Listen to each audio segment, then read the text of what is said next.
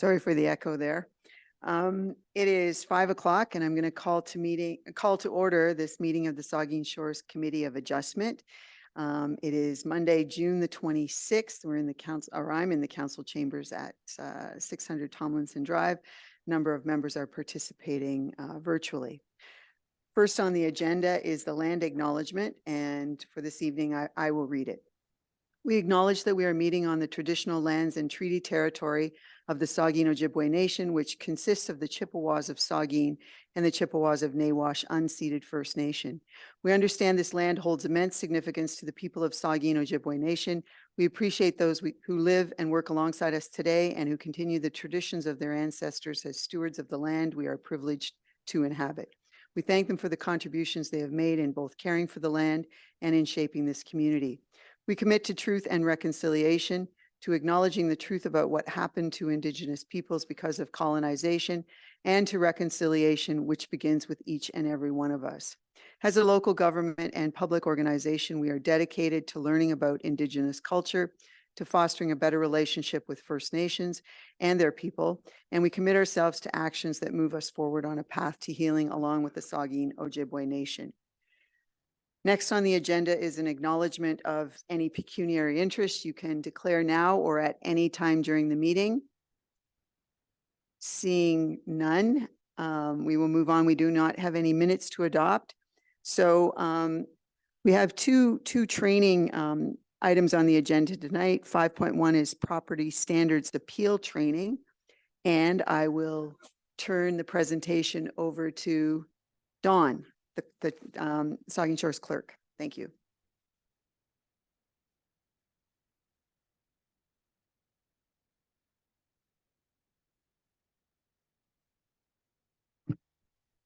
Just before Dawn begins her presentation, Chad, we do have quorum. If I know you're driving, if you feel the need to leave us, I just want you to know we do have quorum. Okay, just a little nod of your head. Okay. My apologies. I was in a bad area. What did you say right there? Can I ask you to repeat it, please? We have quorum. So if you do need to leave or you desire to leave, because I know you're driving too, feel free. Okay. Thank you.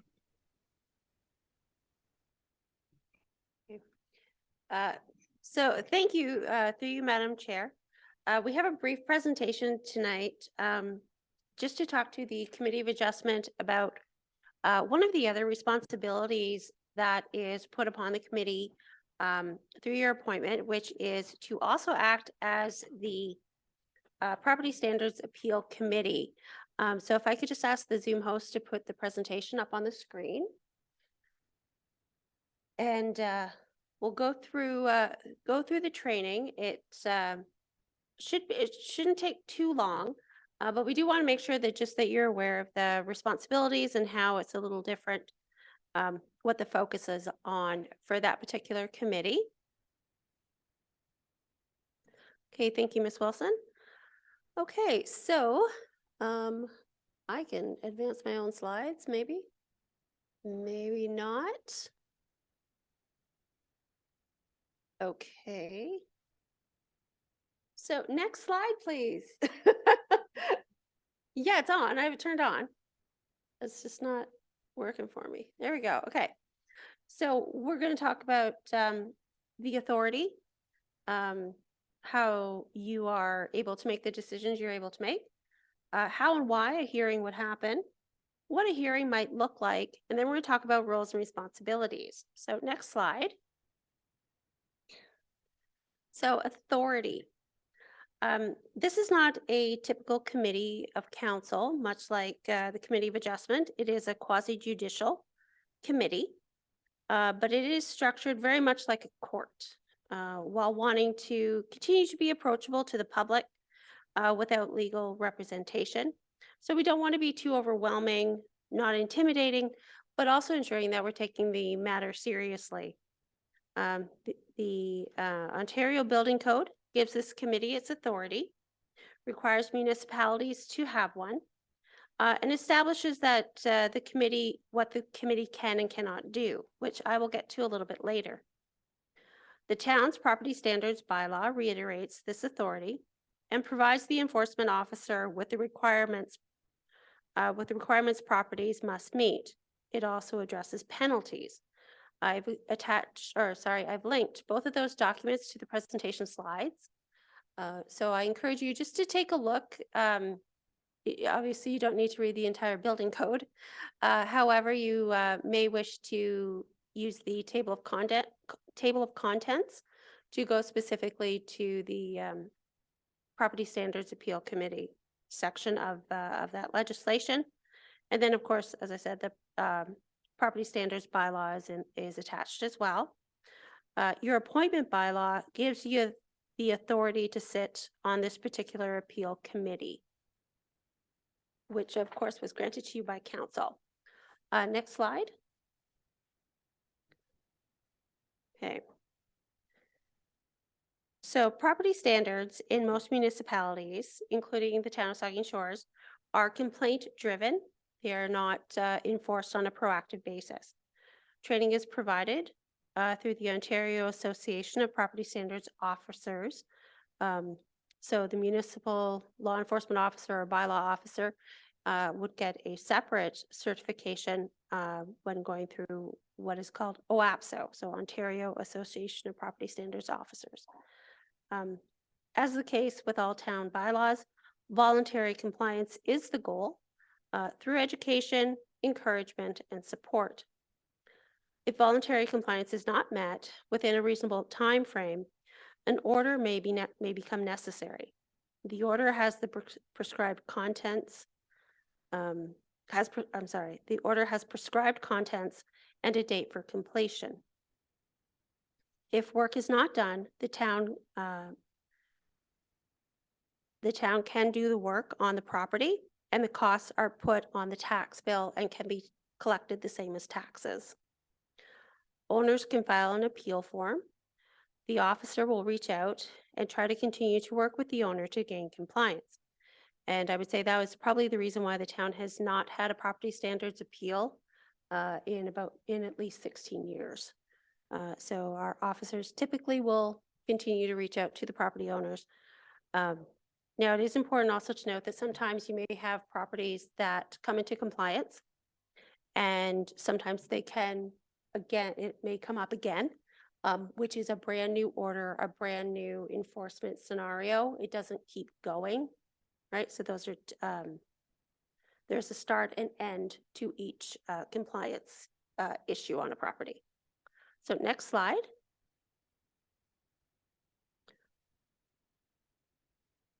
Okay, so what would the meeting look like if we were to have one? So this is the agenda, or the suggested agenda, based on what OAPSO has provided, and also includes the town's land acknowledgement policy. So, of course, call to order. There's the selection of a chair, which is actually within the legislation. Land acknowledgement. Evidence coming from the town, so that would be provided by the property standards officer. Then the committee would be able to ask them questions. The appellant would be able to ask them questions. Evidence would be provided from the appellant. The committee can ask the appellant questions. However, the town does not ask the appellant questions. Both of those parties would be either sworn in or asked to make an oath when providing their evidence. There is an optional, the committee has the option of allowing the parties to provide a summation to summarize their key points and provide final closing statements, so to speak. And then the committee would deliberate and provide their decision. Staff would prepare the agenda package just like you would for a regular committee meeting. Next slide. Okay, so here's where we get to what the committee can and cannot do. The committee can confirm, modify, or rescind the order to demolish or repair for the property with regards to what the order contains. May also extend the time for complying with the order. Now, The different parts of the order can have different decisions and different timelines, so the committee may choose to divide them up and provide two different decisions. One decision concerning, for example, let's say one decision saying that, you confirm the, this one part of the property and how it's being handled, whereas with the other part, you're saying you can have an extension to do specifically with this part of the order. However, the committee cannot add new orders, nor can the committee change the bylaw. However, the committee may make suggestions for staff to take into consideration. The decision needs to be done in open. It cannot go into closed. So next slide, please. So this here are some suggestions specifically concerning inspection. Some members may be inclined to visit the property, but it is not recommended that you do so. There's a couple of reasons why this is not recommended. First of all, safety. Sometimes a property, the reason why it has a property standards ordered against it is because there are some safety issues on the property. So you want to ensure all members are remaining safe. But also the residents, they, may have some serious objections to what's occurring. So we want to make sure everyone is maintaining safety as well. If the property owner engages in conversation, it could get a little awkward as well. And they may also try to sway your decision or even just assert the perception of a bias if you go out to the property. The evidence being provided is what the decision is to be determined on, not the potential changing conditions of the property. The responsibility of the committee and its members are to hear the complaint, which is part of the judicial function, not to investigate. Those are two separate roles in law and in this situation as well. So next slide. Okay, so we've talked about the roles and responsibilities of the committee, which is to hear the complaint, to make a decision on the matter. We have the town's bylaw enforcement officer or property standards officer. Their role is to investigate, to represent the municipality at the hearing, to uphold the order, to enforce bylaws, and to maintain confidentiality of the complainant. There are several situations where people feel that they should have the right to know who has made complaints. However, that's not the case with the majority of municipal regulatory bylaws. Clerk staff, we provide secretary function for this aspect of the committee. We'll work, of course, very closely with Dana on this. We provide training as well as supporting the committee in terms of property standards. And then the property owner, their role is to attend the hearing and defend their appeal if they choose to. But it is their responsibility to comply with the bylaw and the order. So that's it for my training. I'm not sure if there's any questions of the committee at this time. Be more than happy to help. Huh? Yes, sorry. Madam Chair. Can we just lose the sharing of the screen first? Go ahead, Mike. Well, you mentioned about it's not really appropriate to drop into the site, and you gave a couple good examples why you shouldn't do that. But you're looking at a property standards violation. I always like to see when I'm trying to make a decision on or discussing. So certainly a drive-by is fine. Nothing wrong with a drive-by, but not drop in. That's what you're saying, right? Through you, Madam Chair. The suggestion of OAPSO, okay, so the is that the evidence that is provided is what the committee should make their determination on. However, I think it is understandable that people would probably drive by. So I'm not going to say that you shouldn't, but certainly I wouldn't stop, I wouldn't engage. But no, it's the recommendation of OAPSO is to make your decision and your deliberations based on the evidence not what the property looks like at the moment, because part of it is you may not be seeing the full picture as well. If you're driving by, you're seeing the front. You may not be seeing the back. You may not be seeing what's occurring behind the house, behind the barn, behind the whatever. That's fine. Yeah, that's good. And so basically what you say, you know, it's important for us to understand. This is not an investigation, you said. We're not investigating, right? That's what you said. No. Not our role. Yeah, the role of the committee is not to investigate, Right. right? Is to hear the evidence and Okay. to make the decision. Okay. Are there any other questions from any members? Just for future reference, I realize that our clerk has not been here that long either, but perhaps does the Vice Deputy Mayor remember any hearings under the property standards during the last term of council? Yeah, going back even further, I can think of one, possibly two in all the years that I've been here too. So now that we're all trained, just don't expect that there'll be something come up often, or maybe not even in the near future. But thank you very much, Dawn. Sure. Do you have something else? Thank you. So through you, Madam Chair, yes, the training is being provided because an appeal has been received. Yes, so there is something coming up. So that will be coming up in July is when we're scheduling an appeal hearing for the committee. In speaking with some other staff, the reason why I said in 16 years is the staff person who I would suspect would know, who's been here for 16 years, and they said there hasn't been one in their time. Yes, Mr. Posner.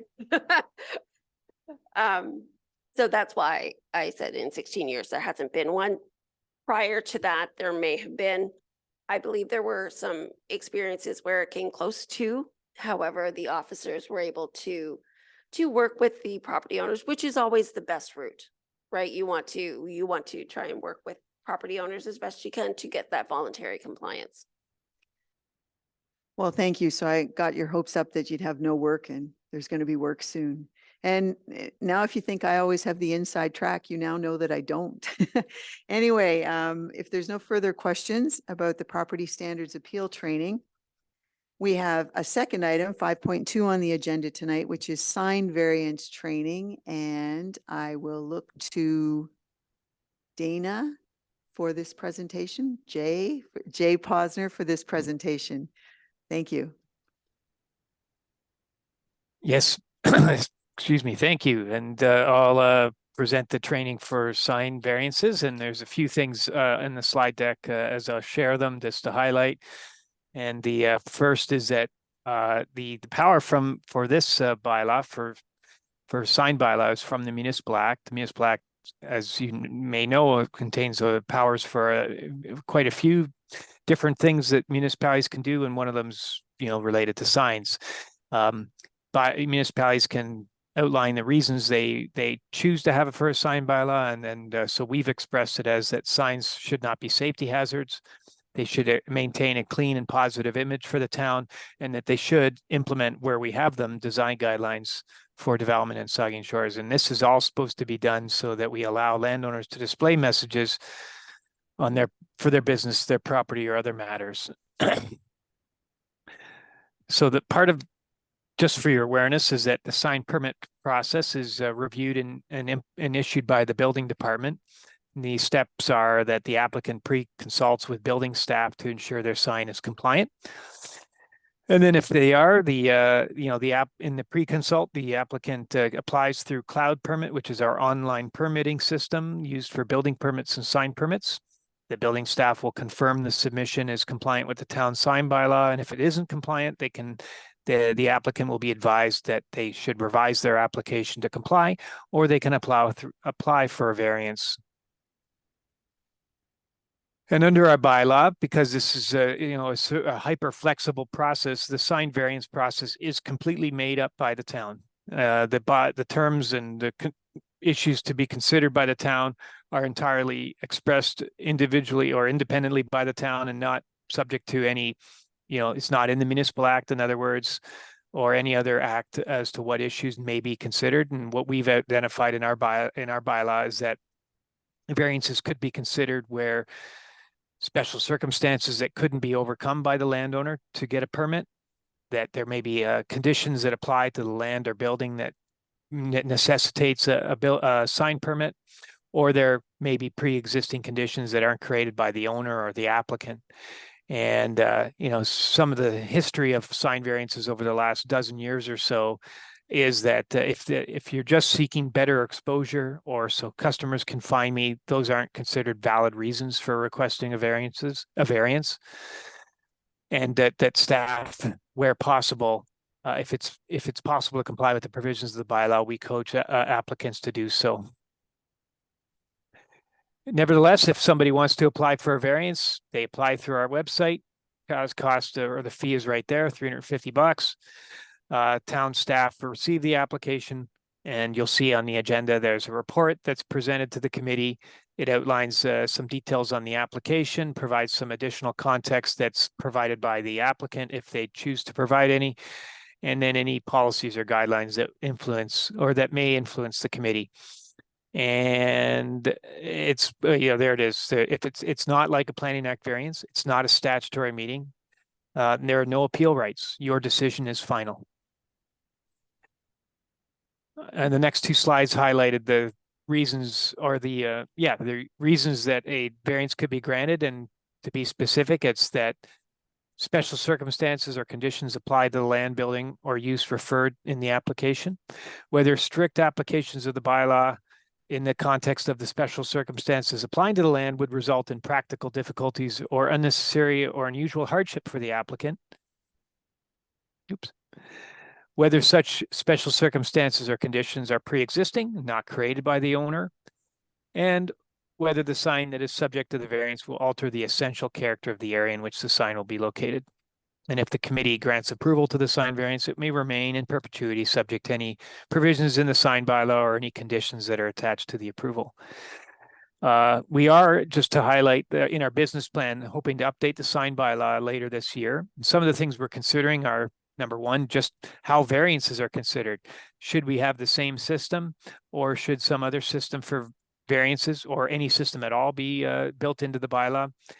Some things that have come up, the remaining four bullets are sort of just normal bylaw review issues, like should we maintain the height of signs that are outlined throughout the bylaw, and there is a general 2.5 meter maximum height applied to signs throughout the town.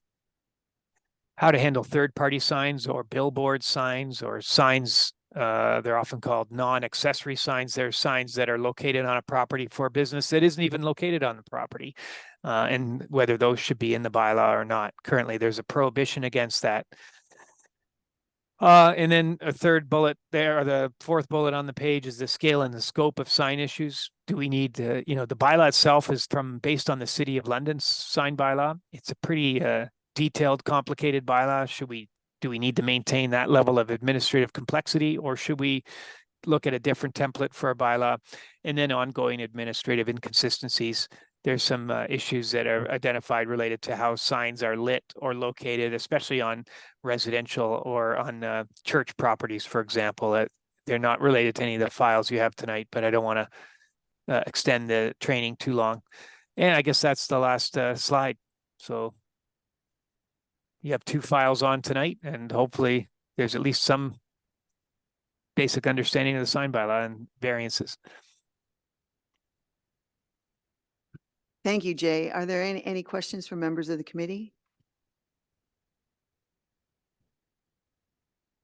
Okay, seeing none, then we will move on to our 2 public hearings.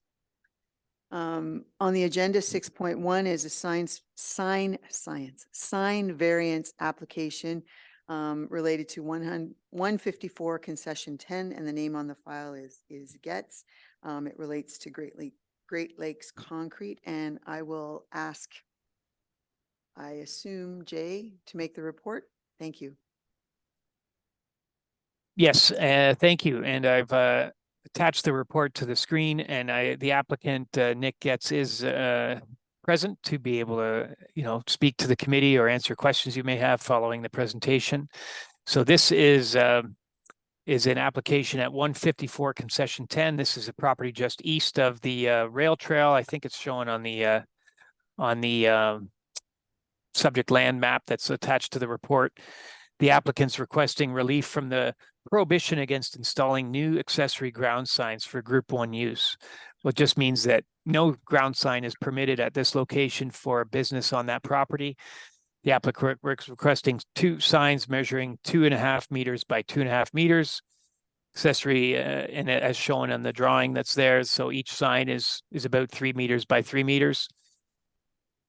And we're recommending against that. The signs from our perspective are based on our read of the bylaw, and the purpose and intention of the bylaw is that we're trying to discourage large billboard type signs to cease to exist, to be phased out over time. So signs this size at this location should not be permitted. We recommend the intention is that for smaller ground oriented signs in rural areas, committee may wish to consider more appropriately sized ground signs, but I recommend refusal on the application. The applicants provided some commentary, justification for their request as included in the report, but I'll let the applicant speak for himself if he chooses to do so. That's it. Thank you. Mr. Getz, you can put your video back on if you'd like. Would you like to speak? Sure.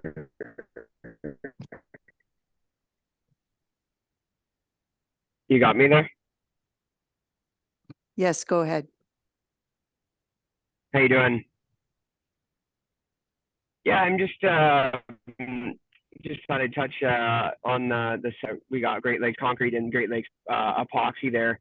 I was unaware of the bylaw for the signs there, and we had put them up there. Should have looked into that a little bit there, but I was just going around town to several businesses there, and realizing that the businesses that they have do have quite a bit of a sign on the highways, obviously, right, with like Dale's Carpentry, Gingrich, just a comment. Mine are all neatly done. And matter of fact, if you walk the rail trail right now, they are actually, covered and hidden in there with a lot of the trees and everything that's growing in and around there. It actually looks pretty well done if people, walk the trail. And I get a lot of comments on the walking people, how nice the set in it is with a lot of greenery around it. So I just hope, we're at what they're at right now, that'd be greatly appreciated if possible. Thank you. It was a little bit garbled, so I just want to paraphrase, and if you can just nod your head if I've picked up on the gist of it. I believe you were mentioning that you are aware of other signs at a number of other businesses, and you listed some. I think we had that in your comments as well. So I think you just repeated what we already had.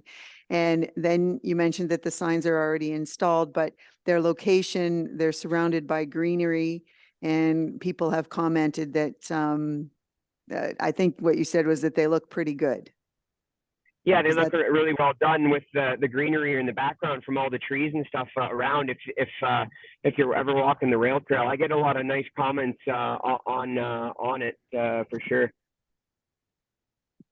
That was much clearer than the first time, so thank you. Sorry about that. I'm just driving right now. Well, I'm a passenger, but that's okay. Is there anything else you'd like to add? No, I think that's it at the moment. Thank you. Okay, I'll open it up now to the committee for discussion or questions. Would any member? Vice Deputy Mayor Myatt. Thank you, Madam Chair. And Jay, there was reference made to the billboards in at Aunt Mabel's and in Southampton that are probably over 10 feet, smaller than these. And they've been in, no doubt grandfathered. They've been around a very, very long time. When council discussed changing this bylaw and phasing out these large scale signs, I forget what year that was, Jay, that council talked about that, but it's the idea to eliminate billboards in the quote, urban center. I call Southampton urban versus out in the rural, but like at the Salmon Bridge, for example. But so is it the opinion of staff that council has wished in the past to phase out billboard signs, including the ones like at Aunt Mabel's and ones managed by, forget the name of the company now, but Patterson, yeah. So is that the intent to eventually get rid of all billboards, bigger signs too, Jay? Yeah, certainly there's two parts of the bylaw that to me are clear lines showing the intent of council and the town. It's the first is that the urban area is really the focus of the bigger signs. So if you have a large sign, it should be on the highway corridor in the commercial commercial areas of town. And the second is that the billboard type signs are really to be phased out. There's a prohibition on third-party signs, but there's also a prohibition on rural signs that are for businesses as well. So it's sort of drawing that, to me, a clear line that says if you had a sign before 2015, there's nothing we can do. You were there first. Our bylaw didn't come into effect till 2015, and but the council's saying we want to see smaller signs, if any, on the rural businesses. Certainly, at this location, it's a rural business. Signs that would be permitted are on the building.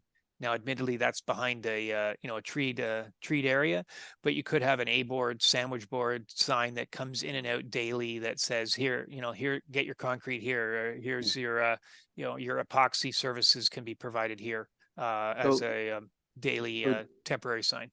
Jay, that's the differentiation, is the highway corridor. Southampton and Mabel's, the highway corridor, Highway 21 is where we typically have allowed billboard signs. We typically have not allowed billboard signs in particular. I know we're not talking about a billboard, but we have not allowed billboards out in the rural area, correct? Yeah, that's how our bylaw is. And so, the ones, I don't know if it's 100% true, but new signs built since 2015 need a sign permit, and they're only permitted in the locations in which they're permitted. Mm-hmm. And the reason you've given, signs in rural areas, we don't want the signs to dominate the visual landscape. Is that basically one of the main reasons, Jay? Well, I think that is the reason. That is the reason. Yep. That But is the reason. I wasn't on council. I'm interpreting the bylaw. So it's visual landscape. yes.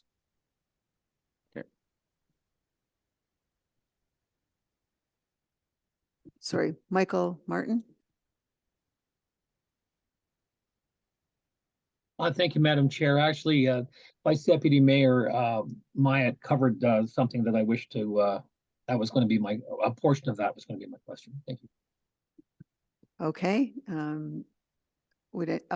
Richard, go ahead. Richard Beckett. I just wanted to ask, I don't think I read it anywhere. Has there been a complaint about this sign?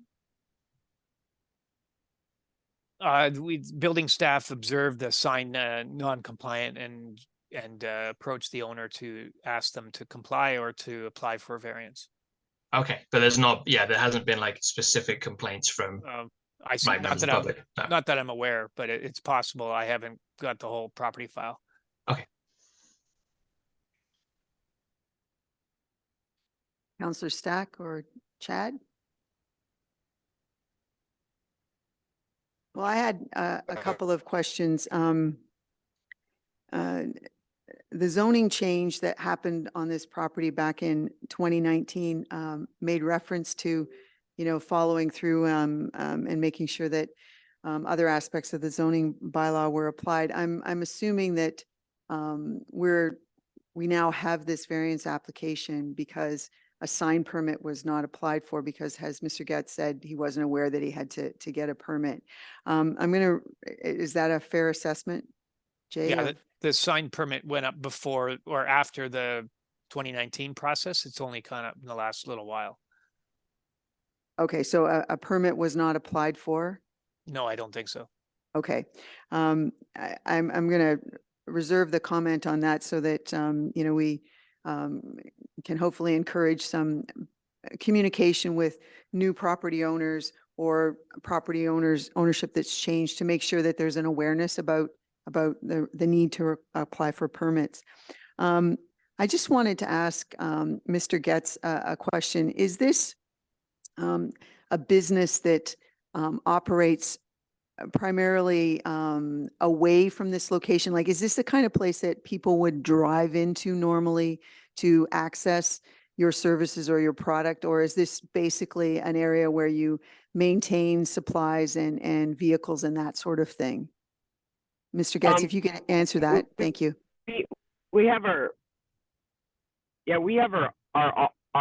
office there, and we got a lot of concrete down that a lot of people come and they look outside of the shop because they got a fee. But another thing that we were getting was because of the rail trail that's there, not knowing kind of what it was, right? People I've found have stayed back from biking in there and we're just walking randomly in there because they now know that, oh, Great Lakes Concrete, is actually here, right? But it also is an outside show area with all the concrete that we have down. Okay, the audio's the audio is really garbled. I think what I heard you say was that there is some walk-in traffic and drive-in traffic, and you do have an office there, and you maintain some samples of your concrete products. Is that pretty close to what you said?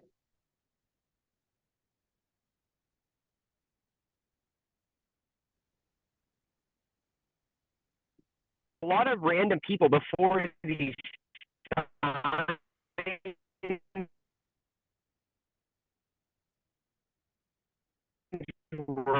Mr. Getz, we're if you could, walking in the property Mr. Getz, and Blair. And since I've Mr. done the signs Getz? this spring, because they know that it's Great Lakes. Yep. Can you Yeah. turn your Yeah. video off and see if that helps us with the audio a little bit? Now try Does this all help of now? that again. That sounds better already. Sounds better already. I'm probably coming out of a bad area here.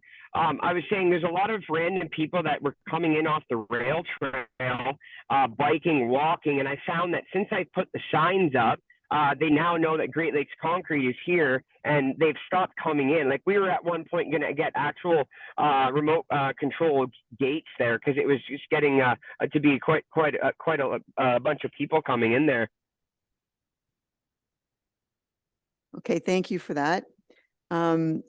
I actually was on council when we did the billboard thing, and we have had some billboards removed since that time. There's been a number along the highway that are not there anymore, which was part of this process. Is there any other comments from members of the committee? Okay, we do have a recommendation from town staff that the Town of Saugeen Shores Committee of Adjustment refuse the sign variance application for 154 concession 10. That's the recommendation that's before us.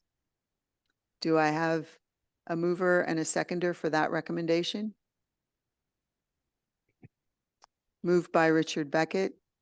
Is there a seconder? Seconded by member Zimmerman, Chad Zimmerman. Is there any discussion? Okay, then I'll ask the vote. And please, if you're putting your hand up, leave it up for a minute so I make sure that I can register them all. All those in favor, and this is to refuse the sign variance application for 154 concession 10. All those in favor? All those opposed? The motion carries.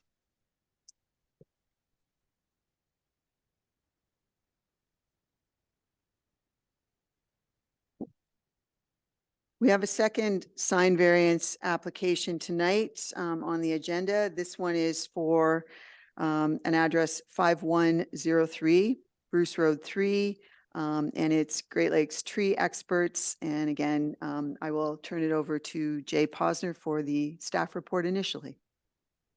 Yes, and very similar to the previous application, this is a ground sign in a rural location as shown on the subject lands towards the bridge on the road to Burgoyne on Bruce Road 3, not 17, but number 3. The proposed sign height is 3 meters, or dimensions are 3 meters by 6 meters. The picture of it is shown in the attached drawing.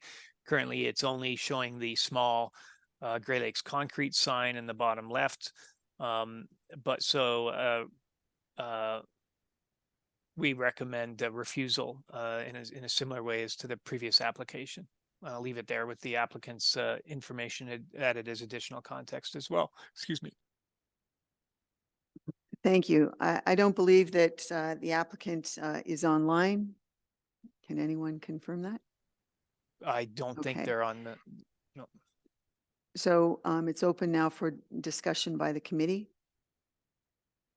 Vice Deputy Mayor Myatt. Jay, it's probably in the report, but just refresh my memory. What's the current bylaw? How's the current bylaw read? Whereas what are they allowed to post for a sign? I should have asked this in the last application too, but Yeah. what's permitted? And It's- I see what the size is requested, but Right. what's permitted right now again? Right now, no ground sign is permitted, no permanent None. ground sign. Right. So you could have a wall sign on the building, or you could have a sandwich board, sorry, that you could Right, put in and right, out right. daily based on your, whatever business you are operating. Yeah, okay.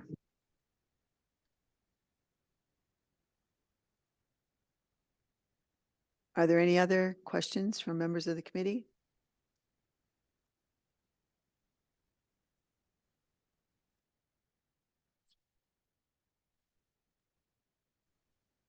Councillor Stack, go ahead. Complaints about this sign? Can you just start over again? Your audio was a bit Sorry. slow. So I'll just get closer, get a close up of my face. Was there any, or have there been any complaints about this sign? There, gotta get the camera. Yeah, we certainly didn't get any that I'm aware of any names, but we got a complaint on this sign and bylaw investigated, and this is where began the process for this application. Okay, thank you. Anything further? Madam Chair? Vice Deputy Mayor Myatt? You know, I'm not sure it's a matter whether we receive complaints or not, really.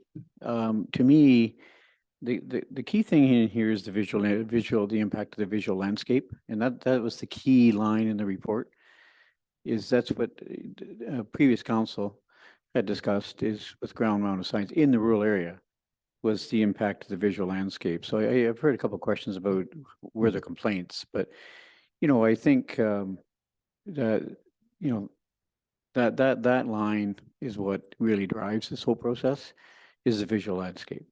So whether we had complaints or not, that's what's driving this.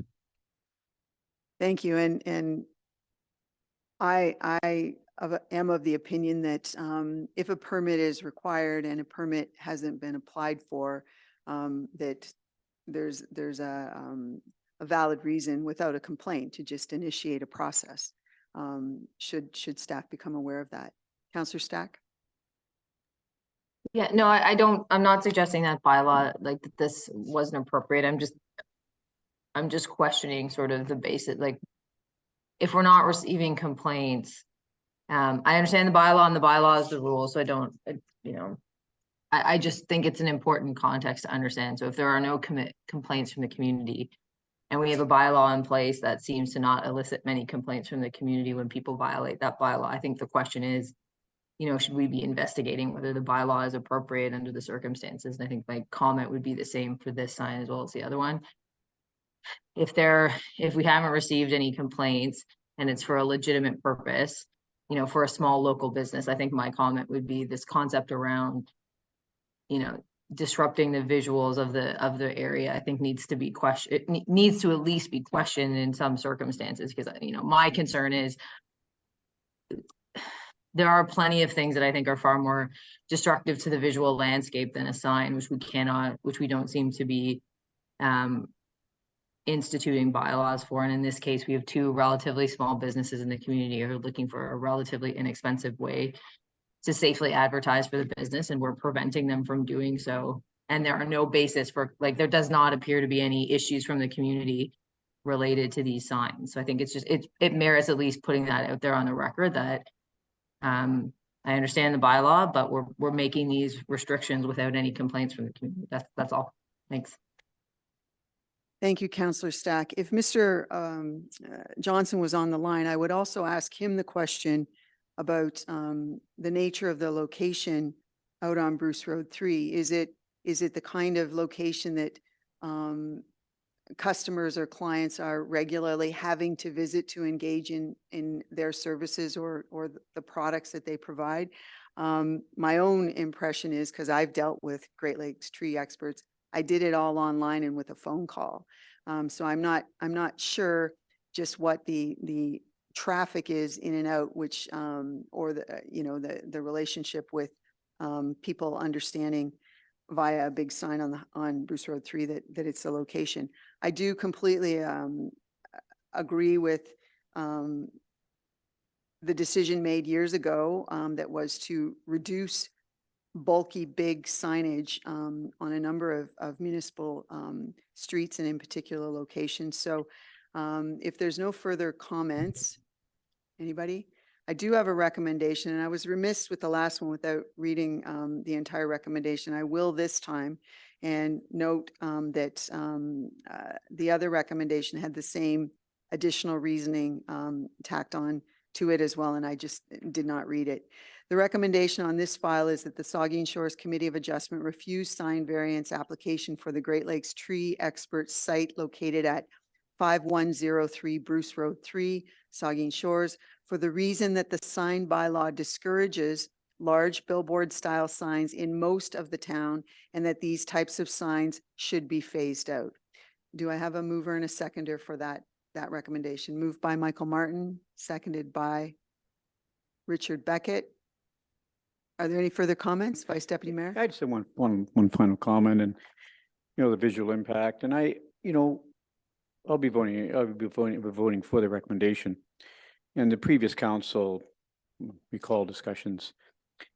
What do we want our community to look like? And if this was approved, a 9x9 sign in the rural area, I know precedent setting with these kinds of decisions are not supposed to be, but if you approve one 9x9, is that what we want? Is that what we want in our rural community? 9x9 billboards in our rural area. And I think the previous council said, no, it's not the direction we want to take. So it's about visual landscape, and do you want it to look that way or not? Is what it comes down to. So I recall the discussion.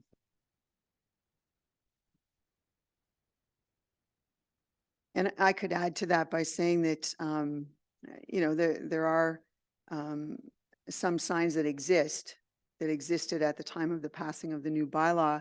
However, when there has been change of ownership or change of use, there has been efforts, many of them successful, to have some of those signs that existed prior to this sign bylaw, some of those signs have been in fact removed. Anyway, having said all of that, we do have a motion which recommends refusal of this sign variance application. Is there any further comments, questions? All those in favor? Those opposed? The motion carries.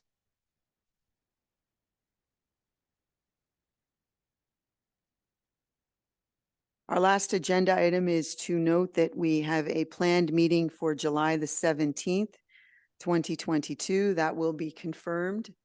Or is it confirmed already? Well, it's confirmed that there isn't a meeting. We are just, I'm just saying it's not, there's not going to be a meeting on July 17th unless it's related to property standards, for example. Okay, does that mean there's a meeting or not a meeting? It means it's not guaranteed. Okay. All right, well, stay tuned. And thank you very much for coming to a special meeting. And Counselor Stack, we'll see you again in a bit. And thank you, Michael, Richard, and Chad for participating. The meeting, I'll call for adjournment. Motion. Oh, Chad, did you want to say something? No, I was gonna make the motion to adjourn if it was required. Okay, you're now in the minutes for the adjournment and seconded by Michael Martin. So the motion is to adjourn the meeting at 5:51 PM. All those in favor? That motion is carried. Thank you very much. Thank you.